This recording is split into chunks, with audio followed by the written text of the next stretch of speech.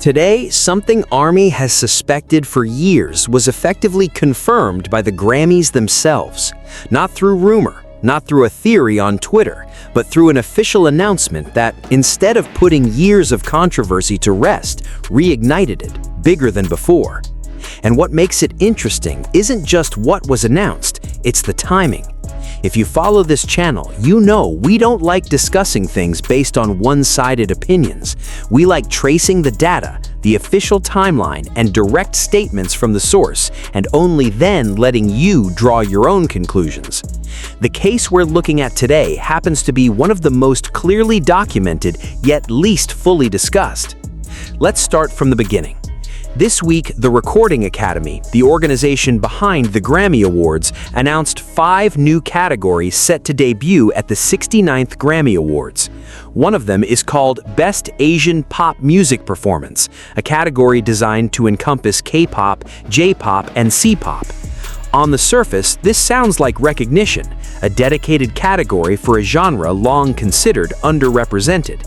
But within hours of the announcement, ARMY's timeline was flooded with criticism, not gratitude. To understand why the reaction looked like this, we need to look back, far back.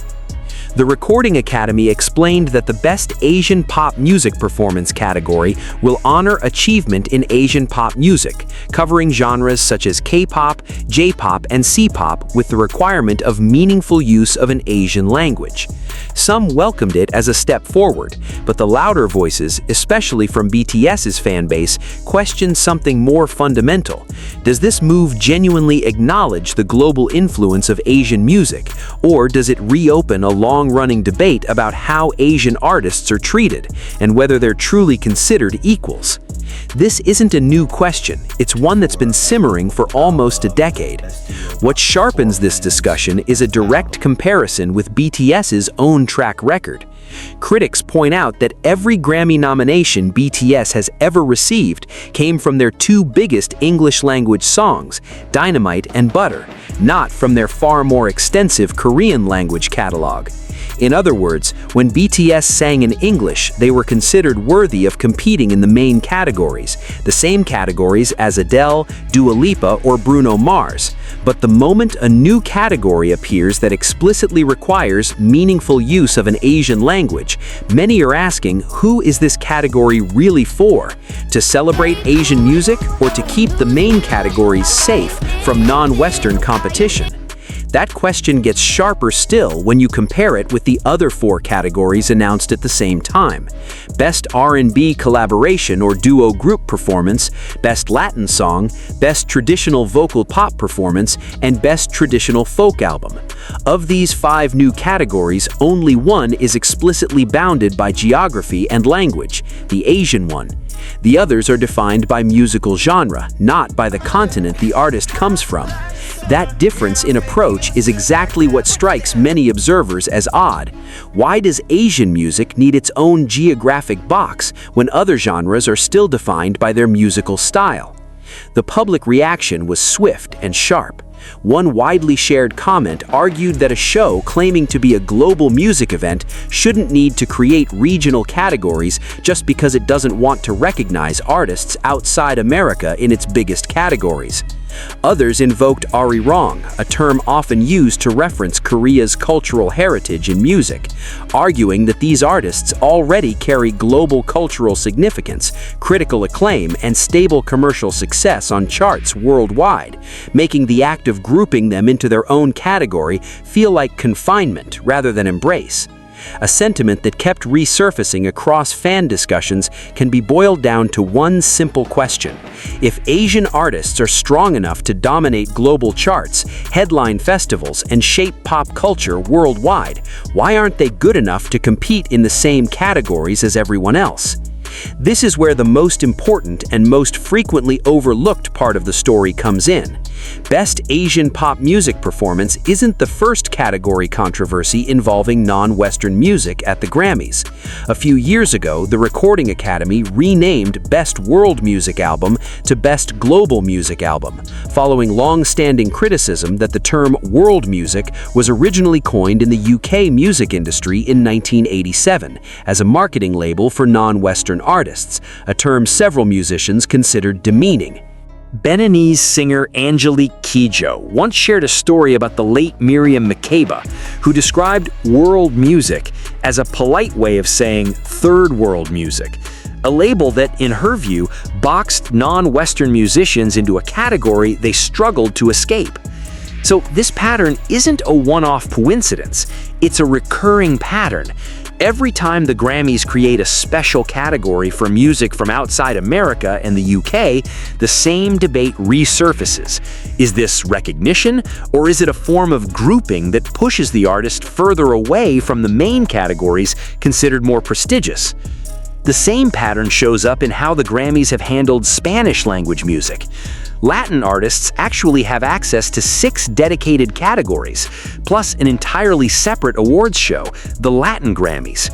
On the surface, that looks like substantial support, but an analysis from the Daily Bruin highlights another side of the structure. These categories can function as a kind of barrier rather than a bridge. Bad Bunny, for instance, one of the most streamed artists in the world for several years running, has received only a single nomination in a general field category across his entire career, while his other 6 nominations all sit within the dedicated Latin categories. That pattern raises the exact same question BTS now faces.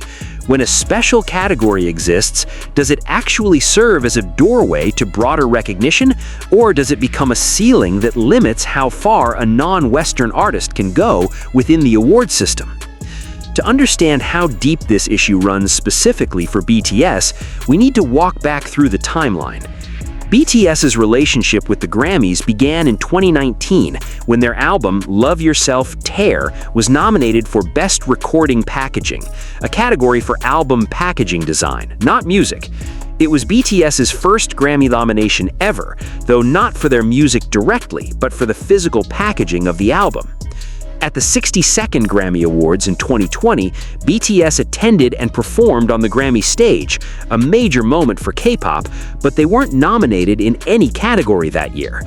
It wasn't until 2021 that BTS made history as the first K-pop group nominated for Best Pop Duo/Group Performance, a main category, not a regional one. That nomination came from Dynamite, their English-language song.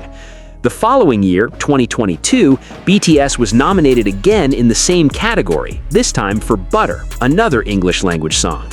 They went home empty-handed that night, and what fueled public anger in Korea wasn't simply the loss itself, but the suspicion that the Grammys had used BTS's popularity to boost their declining broadcast ratings.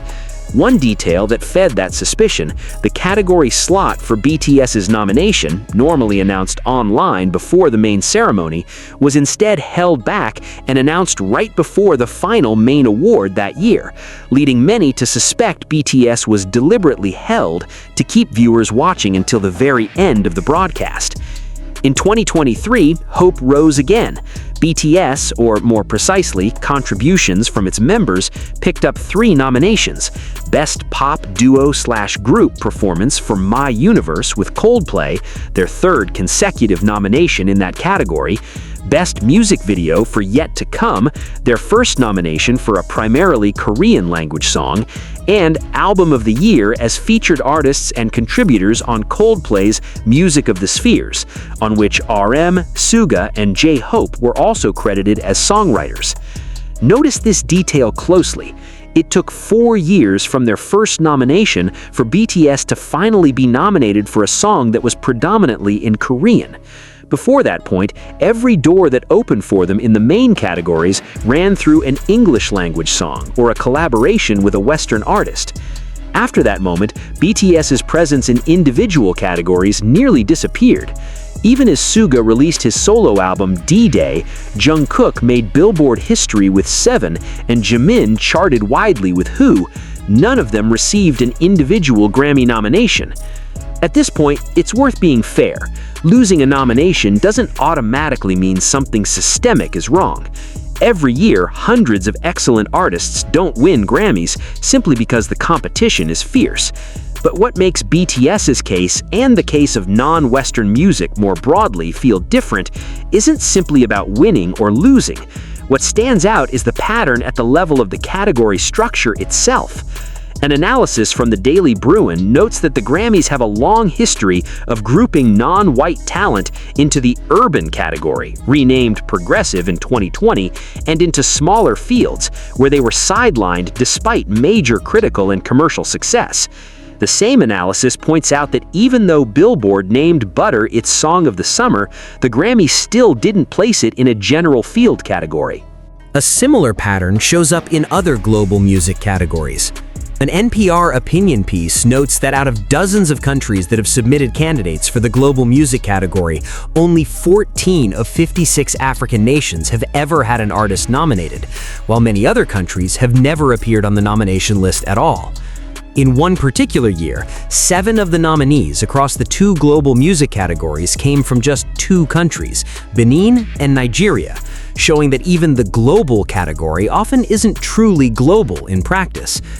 In other words, this isn't only a story about BTS, it's a story about how the Grammys category structure has, historically, repeatedly created separate lanes for music from outside America and the UK, lanes that some view as recognition and others view as a way of keeping the most prestigious categories dominated by Western artists.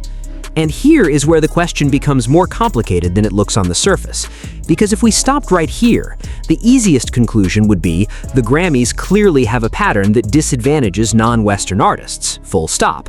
But if we look further into how these categories actually came to be, the picture gets a little more complex, and honestly more interesting to discuss fairly. It's worth noting, not every category change at the Grammys is born from a motive of exclusion.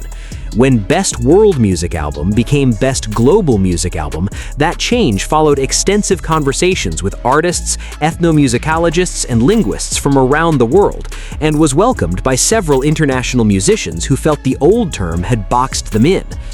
The same applies to the more skeptical counter-argument against the narrative that the Grammys deliberately sideline BTS.